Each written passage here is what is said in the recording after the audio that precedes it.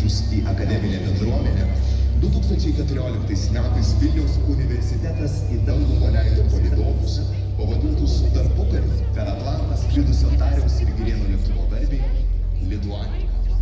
Palydovų pavadinimas